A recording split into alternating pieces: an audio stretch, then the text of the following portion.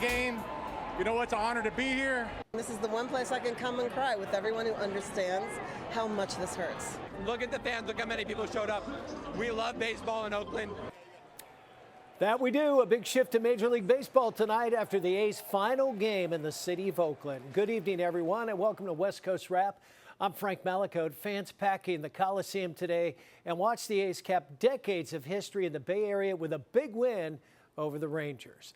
And a live look at the Coliseum tonight. No longer the A's home. The team's ultimate destination is Las Vegas, where new details are being revealed about plans to build the A's a brand new ballpark. And we begin tonight's coverage of this moment in baseball history. KTVU's Christian Kaftan. He spent time with fans at the Coliseum, all saying goodbye. Even before it started, it was clear this would be no ordinary game of baseball as the A's took on Texas for the final game at the Oakland Coliseum. The first pitch thrown out by A's royalty, Dave Stewart and Ricky Henderson. Matt Irish brought his young son Andrew here to watch his first A's game. First and last, unfortunately. We flew up, this morning to let him see the last game, and it's heartbreaking, but it is what it is. Throughout the game, the Coliseum was filled with the chant, "Let's go Oakland," Let's go Oakland! alternating with "Sell the team." It was a memorable game for everyone, but 18-year-old Ari Fandel has proof he was here, a foul ball snatched out of the air early in the game. I can't believe I'm so lucky to have this happen to me. Look at the fans, look how many people showed up. We love baseball in Oakland. There's nothing like it. I don't know, it's beautiful. While all eyes were on the field, between innings, there were all the familiar sights and sounds for A's fans. John Solis has played here off and on for 20 years. Very sad. I don't want it to be awake. I want it to be happy, but not good. Not good at all.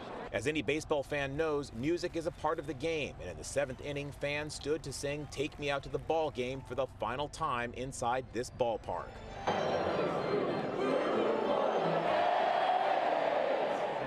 Fans say the Coliseum is more than just a stadium.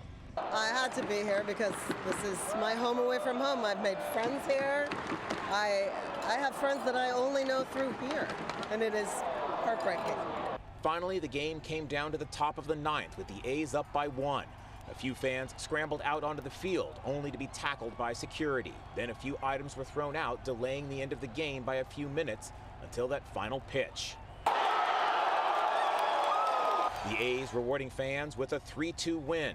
Manager Mark Kotze thanking the A's fans in an emotional farewell. Thank you all for loving the game of baseball. Thank you for your lifelong support of the Oakland A's. I have been to a lot of ball games here over the years and have never seen what I saw here today. Usually fans stream for the exits looking to beat the crowds to get out of the Coliseum parking lot, but today, long after that final pitch, the crowd inside of the Coliseum were still on their feet, taking it all in. It seemed that nobody wanted to let go of that moment. At the Oakland Coliseum, Christian Kaftan, KTVU, Fox 2 News. Thank you, Christian. We're learning more tonight about what it will take to get Las Vegas ready to call the A's a home team there. Developers has set an official October 9th implosion date for the Tropicana Hotel and Casino site. That's the strip property developers plan to use to build that brand new ballpark. The implosion will involve setting off nearly 2,000 pounds of explosives. It should take fewer than 30 seconds for the buildings to all come down. The implosion event is expected to create a party-like atmosphere in Vegas, including a fireworks show and a drone display. An emergency landing ended in a surprise drug bust in Southern California. Police say a single-engine Piper plane made an abrupt landing on Route 76 in San Diego County overnight. The pilot had reported engine problems before the plane landed on the highway in the city of Oceanside. And when police arrived, they say one of the people on board was seen throwing a backpack into some nearby bushes. In the subsequent investigation, a small amount of cocaine was located on one of the passengers of the plane. And then the subsequent investigation to that revealed approximately 1 kilo of suspected cocaine in the backpack that was discarded. The two men on board were not injured in the crash. Both were arrested on suspicion of illegally transporting narcotics. Democratic presidential nominee will visit Arizona's southern border tomorrow. The Harris campaign has confirmed plans for the Vice President, Kamala Harris, to visit the border town of Douglas in Cochise County. The Vice President is expected to discuss border security, leading into her experience as a former Attorney General in California. In that role, she prosecuted smugglers. The Vice President is also expected to push for the revival of a bipartisan immigration bill. She says Republicans in Congress killed the bill at former President Trump's request. And the Vice President's tour of the West will bring her to California. That'll happen Saturday, where she's expected to attend a fundraiser in LA and up north in San Francisco. She then has a Las Vegas rally planned for Sunday. Today, the Vice President had a focus on foreign policy. She met with Ukrainian President Zelensky at the White House. She said if she's elected, she would continue to support sending military assistance to Ukraine for the country's war with Russia. If Putin is allowed to win, they will become emboldened. And history reminds us, and history is so clear in reminding us, the United States cannot and should not isolate ourselves from the rest of the world. Isolation is not insulation. So then, the United States supports Ukraine not out of charity, but because it is in our strategic interest. I've been proud to stand with Ukraine. Republican presidential nominee Donald Trump has criticized sending U.S. aid to Ukraine. He is scheduled to meet with President Zelensky tomorrow. Today, the former president criticized the vice president's plan to visit the border. She keeps talking about how she supposedly wants to fix the border. We would merely ask, why didn't she do it 4 years ago? It's a very simple question. Former president making those comments from Trump Tower, New York, late this afternoon. He plans to make 2 campaign stops in Michigan tomorrow. First, he'll visit the city of Walker in discussion of the economy there. Then he'll hold a town hall in the town of Warren. Today, the man accused of killing 4 college students in Idaho making his first appearance in front of a new judge handling the case. Earlier this month, defense attorneys were granted a change of venue that moved the case from the smaller town of Moscow to Boise. Fox's Kennedy Hayes shows us how they're already making new requests in front of the Boise judge. Brian Kohberger appeared in court, and we heard from the new judge in this case, Stephen Hippler. Now, from now on, the trial will be held here in the state's capital, which has a much larger courthouse than the previous one in Moscow, Idaho. Kohberger's lawyers got the case moved after arguing the crime was too high profile to ensure a fair trial at the original location. Kohberger is charged with stabbing 4 University of Idaho students 2 years ago. Court records show the new judge, Hippler, has handled high-profile cases, but never one with the death penalty on the table. The defense is also trying to get that thrown out, arguing it violates Kohberger's constitutional right to be free from, quote, cruel and unusual punishment. The defense is also asking the new judge to allow Kohberger to continue wearing suits rather than a jailhouse jumpsuit. The judge said though he allowed Kohberger to wear a suit today, future decisions on his attire will be discussed during closed hearings due to security concerns. The new trial location here in Ada County is roughly 300 miles from where the crimes occurred in Latah County. Ada County is also Idaho's biggest. There's about 12 times more people living here. An attorney explained how this new location could play a role in jury selection. You want somebody that's never really heard about it and has not formed an opinion about what happened, about what's going on in the case. And so they can make a fresh opinion based only on the evidence. So it gives you a better chance of getting that. Kohberger's trial was set to begin in June. Now, based on today's discussions in court, that could change. The judge said he had concerns about jury members who may have summer vacations planned or need to get their children ready to go back to school. In Boise, Idaho, Kennedy Hayes, Fox News. Today, the Nevada Supreme Court dismissed sex abuse charges against Dances with Wolves actor Nathan Chasing Horse. The 48-year-old actor is accused of sexually abusing Indigenous girls over a 20-year period. A case has been stalled for more than a year during the legal challenge. The court agreed with his defense team that errors in presenting evidence to the grand jury tainted the case. The indictment was dismissed without prejudice, so the charges could be refiled. He is unlikely to be released from custody because he faces charges in other jurisdictions. Still to come, Shohei Ohtani's 50th home run ball ready to hit the auction block, but a lawsuit from one fan says he's the rightful owner of that ball. Coming up, TMZ helps break down what's happened that's prompting this legal action. And in weather, here's our live camera over the San Francisco Bay Area. Some parts of the West Coast will be warming up as we head into Friday. We'll have your forecast update coming up. Thank you, Mark. And cameras are rolling during a daring rescue in Arizona. One of the police officers who helped get a man out of a burning car now sharing his experience. Stay with us. See the smoke going from the car and the car pinned against the fence. And I was like, okay, what do I do? How do I get in there? Welcome back. Authorities in Clark County, Washington announced today that they busted a multi-state car theft ring. 5 people now in custody after a 4-month-long investigation that started this summer. 11 stolen cars, $42,000 in cash, and 9 guns all recovered. Cars were recovered in Vancouver, stolen from as far south as San Francisco. Detectives say members of the ring burglarized dealerships, sometimes paying others to scout privately owned cars to steal. Sheriff's office says one of the suspects was a teenager. The 5 arrested suspects faced a cumulative 23 felony charges. And an auction for Shohei Ohtani's historic 50th home run baseball is set to move forward tomorrow, despite a new lawsuit trying to stop the bidding. Plaintiff, 18-year-old Max Maudis, claims he is the rightful owner of the ball. According to CLLCT Media, the suit was filed Wednesday in Florida, alleging the other man you see scrambling in the video, Chris Belansky, wrongfully stole the ball from the teenager. We heard from TMZ's Branson Quirk about the stakes of the legal claims. With something like this, a ball that is of such high value, with a starting bid of $500,000 and a buy it now currently of $4.5 million, they knew in that moment how much this ball would be worth. So I think when he wasn't able to get that ball, Max probably felt that it was out of this world, that he wasn't, he wasn't able to get it. The auction for the home run ball set to begin at 9 o'clock tomorrow morning. Some search and rescue teams based in the West say they are ready to help in the response of Hurricane Helene. Live look at Tampa, Florida, where you can barely see some of the Cat 4 storm already has some flooding, although a tad blurry because of the weather. Not expected to make landfall in Florida until later tonight.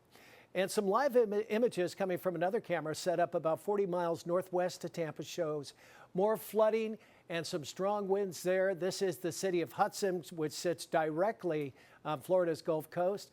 Helene is expected to cause major trouble for people from Florida all the way up north through the Carolinas. In some areas, authorities expect damage will be catastrophic. Fox 31's Gabby Easterwood spoke with first responders out in Colorado, all heading to Florida to help out. Colorado Task Force 1, packing up to hit the road tonight. As Hurricane Helene gains strength in the Gulf and the need for resources grows. I mean, hopefully not a lot of damage, right? Not a lot of victims, so that's what we hope, but excited to be there. The situation is never the same. It's always dynamic, so we just have to be prepared to, fulfill the needs, whatever they are. They're one of 15 teams being deployed nationwide, West Metro Fire being the sponsoring agency, but within the task force, there are numerous agencies from around the state represented. Our task force is made up of not only, fire departments, but also civilian personnel. We have structural specialists. We're traveling with the doctor. We have canine handlers that are traveling with as well, and many of those people are civilians that have to leave their daily jobs to come help us out. Local agencies in the path of the storm work with FEMA to determine the resources needed. Colorado Task Force 1 sending 45 personnel. We've done this before, and quite frankly, we're prepared for it. We're trained for it. We have the right personnel for it, and like I said before, the people that we're taking are very good at what they do. And while they're prepared for anything, they know the hard work ahead. I've been in quite a few situations that were very tough, and it's hard work. My job is to keep our folks safe, do the greatest amount of good for the folks that are there that need our help, and hope to represent West Metro, Colorado, and the FEMA system as best as we can. And that was Fox 31's Gabby Easterwood reporting. California, by the way, the governor, Gavin Newsom, has also deployed firefighters to Florida to help out in response to the hurricane. Let's bring in KTVU meteorologist Mark Tamayo for the latest on Helene's track and conditions all around the West Coast. Mark? Hi there, Frank. Yeah, Helene right now, major hurricane category 4, getting very close to a landfall with the current position about 65 miles south of Tallahassee. So here's the progression of that well-defined eye, and unfortunately this has been strengthening. As I mentioned, a category 4 storm packing winds of 140 miles an hour, moving to the north-northeast at 24 miles an hour. So this is a very dangerous storm as it moves onshore in the short term. That'll be happening in the next, probably the next 1 to 2 hours, as you can see here. And then as you can see, that progression up to the north, moving into Georgia and into the Carolinas. Here's a look at the forecast model showing you the rainfall pattern. And in general, rainfall could be around 6 to 12 inches. Isolated amounts could be approaching 20 inches. So this is a storm we have to take very seriously. And the storm surge will be a huge deal, very dangerous, possibly catastrophic, especially for these brighter areas. We could see a storm surge of upwards of 10 to 20 feet. That is very dangerous and something we'll be watching as Helene makes that push up to the north. Now out across the west coast, we are tracking some rain showers up in the Pacific Northwest. There's another system coming on board there. Lots of clear skies for a good portion in California out toward Arizona. But here's a system that's going to generate some rainfall up in the Seattle area for tonight. This was the Seattle area today, showing you some clouds moving in. Temperature is 68 degrees, so heat is not a part of their forecast. In San Francisco, temperatures in the upper 60s, and of course the heat once again is focused in Arizona. Phoenix, 110 degrees for today. Showing you this as we take a look at the current numbers out there. Phoenix is still 105, Las Vegas 96, Reno right now 80 degrees, and up in Portland, Oregon, they're reporting a pleasant 69. For tomorrow, some cloud cover in Seattle. Of course, we have the rain for tonight. There's a chance of some lingering showers tomorrow morning.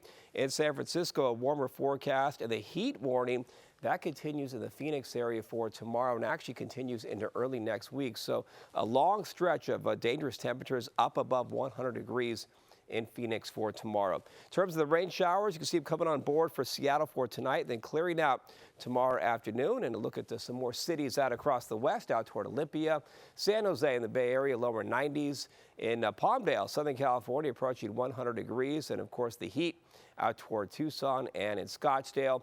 Over the next 3 days, a sun-cloud mix for Seattle. San Francisco warms up tomorrow, then cools off over the weekend. And for Southern California, the clouds in the morning, partly cloudy skies into the afternoon hours. So, Frank, in this one forecast, we're talking about the chance of some rain and still some extreme heat with excessive heat warning. Kind of feels like tracking everything with this fall pattern. Yeah, summer's lingering a little bit for some of us. Okay, Mark, thank you for that. In Oregon, one person is missing after a fishing guide boat capsized on the Columbia River yesterday. Reporter Paulina Aguilar has more on the search that's now underway. A nice day out on the Columbia River turned into disaster when police say a 24-foot North River fishing boat capsized Wednesday morning just before noon. Hood River County sheriffs say they responded to a capsized boat near the mouth of White Salmon River. Sounds like they're about 100 yards out from the White Salmon River near the Green Buoy, and the boat has capsized and 4 to 6 in the water, unknown if they have life jackets or not. They say 6 people on board were pulled from the water and taken to shore. 2 of those people went to the hospital. We're currently on line with somebody calling from the Washington shore. They advise there are 3 subjects that they can see, 2 in the water and 1 is hanging onto the buoy. However, the boat's captain still has not been found. We spoke with a woman who was at work and saw emergency crews Wednesday morning. And I noticed a white plane circling, and then I noticed that, circling is odd, and he was very low. And then I noticed the helicopter, I think it looked like a Coast Guard helicopter, was circling. Police say the weather took a turn for the worse and could have played a role in the boat capsizing.